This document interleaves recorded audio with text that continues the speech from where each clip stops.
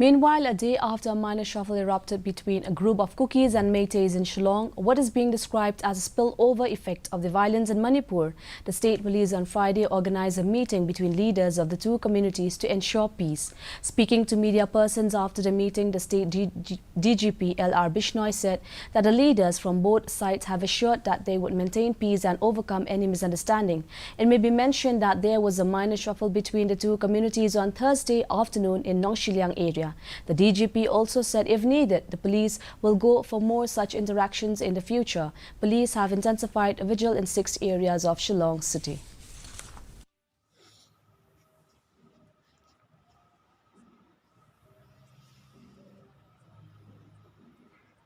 It was very minor scuffle, misunderstanding, and police reached on the spot immediately, and we counseled them properly. Proper counseling was done, and they also realized their mistake, and they assured us never to take law into their own hands from now onwards. And in good faith, both the community leaders they executed bond, and we have allowed them to go back. A 34-year-old